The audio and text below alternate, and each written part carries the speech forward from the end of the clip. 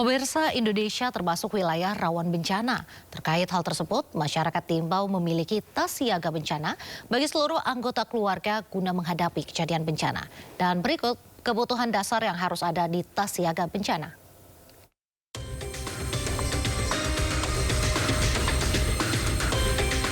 Satu, dokumen penting seperti KTP, KK, akta kelahiran, ijazah, dan dokumen lain disimpan dalam wadah tahan air.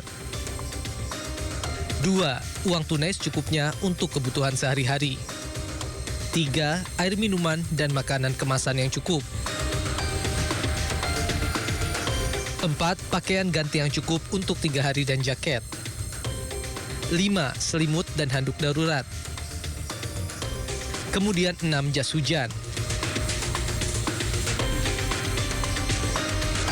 7. Kotak P3K berisi obat-obatan pribadi dan obat-obatan umum untuk pertolongan pertama. 8. Masker untuk melindungi pernapasan. 9. Perlengkapan mandi seperti sabun, sikat gigi, dan pasta gigi.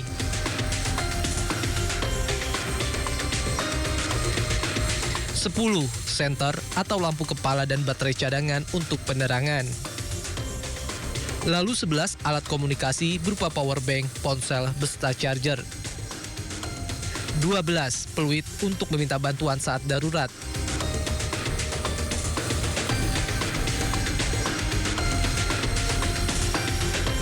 13. Korek api dan 14. Alat tulis.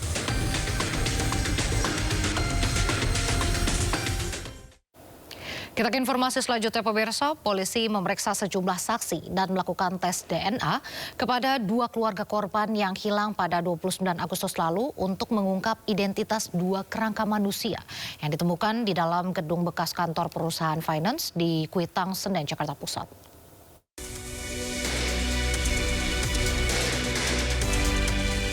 Petugas Reserse Kriminal Polres Metro Jakarta Pusat melakukan tes DNA kepada 2 keluarga korban hilang pada 29 Agustus lalu untuk mengungkap identitas 2 kerangka manusia yang ditemukan di dalam gedung bekas kantor perusahaan finance di Kuitang, Senen, Jakarta Pusat. Identitas diperkirakan baru bisa diidentifikasi pada Rabu mendatang setelah Polres Metro Jakarta Pusat menerima hasil tes DNA dari tim forensik Rumah Sakit Polri Kramat Jati. Jadi 2 kerangka itu yang sudah kita kirimkan ke Rumah Sakit Polri Kramat Jati, itu diambil DNA-nya untuk nanti dicocokkan dengan beberapa orang yang pernah dilaporkan hilang dari tanggal 29 Agustus 2025. Jadi dari keluarga orang yang dilaporkan hilang sudah diambil sampelnya, baik itu saudara R dan saudara F itu. Mungkin hari Rabu kurang lebih katanya akan keluar hasil dari forensik Polri. Sementara sejumlah saksi baik dari pekerja yang menemukan kedua kerangka maupun petugas keamanan gedung telah diperiksa. Dari Jakarta, Rani Sanjaya, Anyus melaporkan. Sebelumnya polisi menangkap artis Onadio Leonardo bersama istri terkait kasus penyalahgunaan narkoba.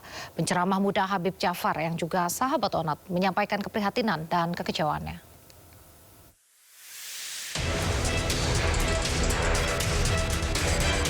Satres Narkoba Polres Metro Jakarta Barat menangkap artis Leonardo Arya atau yang kerap disapa Onadio Leonardo terkait kasus penyalahgunaan narkoba. Ona ditangkap di sebuah perumahan di kawasan Ciputat Timur, Kota Tangerang Selatan bersama istrinya Baby Leonardo alias Baby Priscilia pada Rabu malam.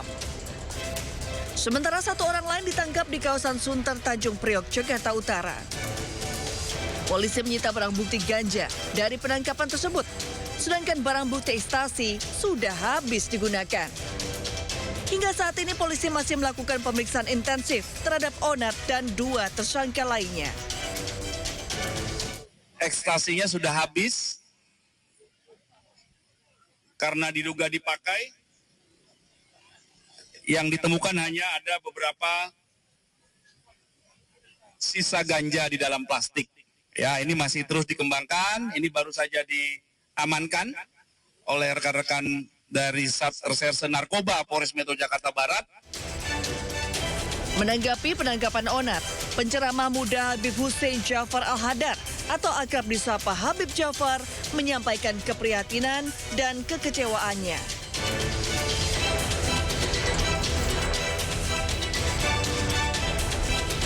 Melalui unggahannya di media sosial, Habib Jafar mendoakan agar Onar bisa terlepas dari narkoba. Menyusul banyaknya laporan dari pengemudi ojol yang mogok dan mengalami gangguan mesin setelah isi PPM jenis Pertalite, Wakil Wali Kota Surabaya menyidak ke sebuah SPBU. Dalam sidak, Armuji sempat menunjukkan botol berisi 2 zat berbeda.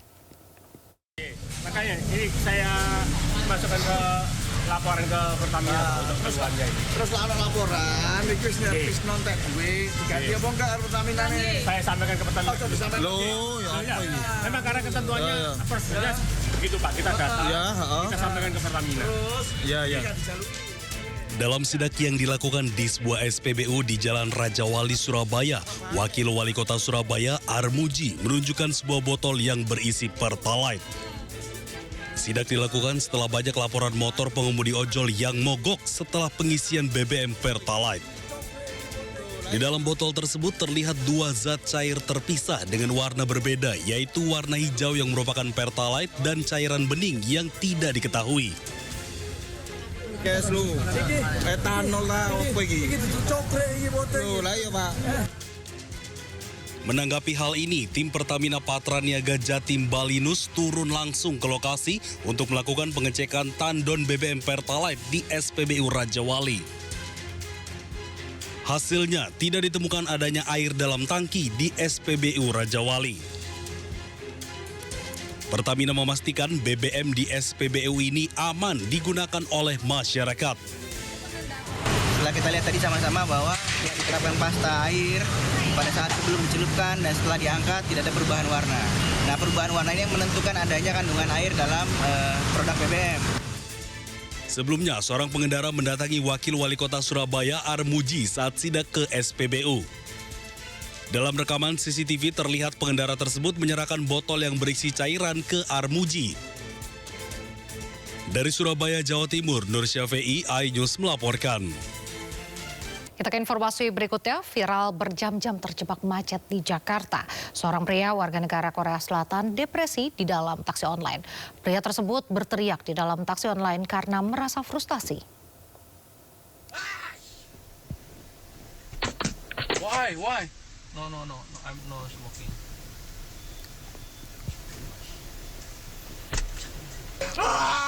Seorang warga negara Korea Selatan terjebak macet di Jakarta. Pria tersebut marah di dalam taksi hingga melempar handphonenya. Sopir taksi pun berusaha untuk menenangkan. Diduga warga Korea tersebut frustasi, berteriak akibat kemacetan parah karena kendaraan yang ditumpanginya tidak bergerak selama 2 jam dan tak kunjung sampai ke tujuan. Peristiwa ini diduga terjadi Kamis kemarin saat Jakarta dilanda hujan deras dan macet parah. Why? No, I'm no smoking.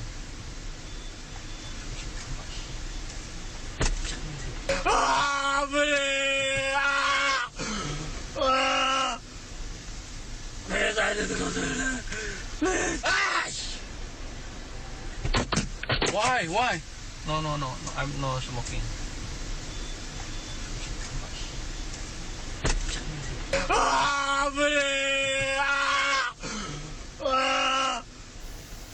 Kembali di Sindo Sore pemirsa, setelah lapor Pak Purbaya, Menteri Pertanian Amran Sulaiman juga buka aduan bernama Lapor Pak Amran.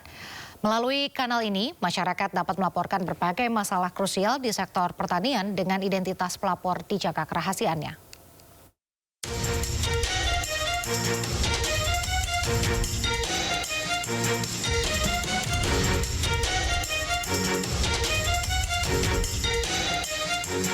Menteri Pertanian RI Andi Amran Sulaiman meluncurkan kanal aduan masyarakat melalui aplikasi WhatsApp di nomor 0823 1110 9390 bernama Lapor Pak Amran. Layanan ini dibuka sebagai saluran bagi masyarakat, khususnya petani untuk melaporkan berbagai masalah krusial di sektor pertanian. Laporan masyarakat tersebut diantaranya 1. Kelangkaan atau penyelewengan pupuk.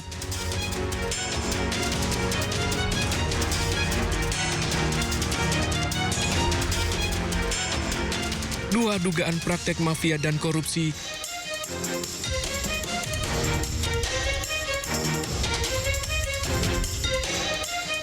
3. Masalah terkait traktor dan alat pertanian.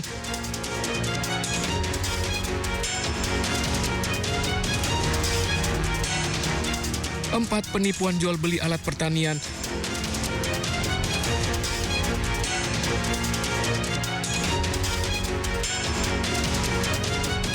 5. Pupuk palsu.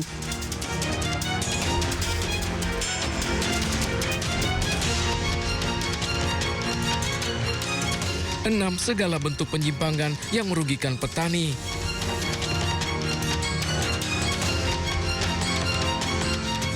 Sebelumnya, Menq RI Purbaya Yudi Sadewa telah meluncurkan layanan pengaduan bernama Lapor Pak Purbaya. Layanan tersebut guna menampung keluhan atau kendala masyarakat terkait bea cukai dan pajak.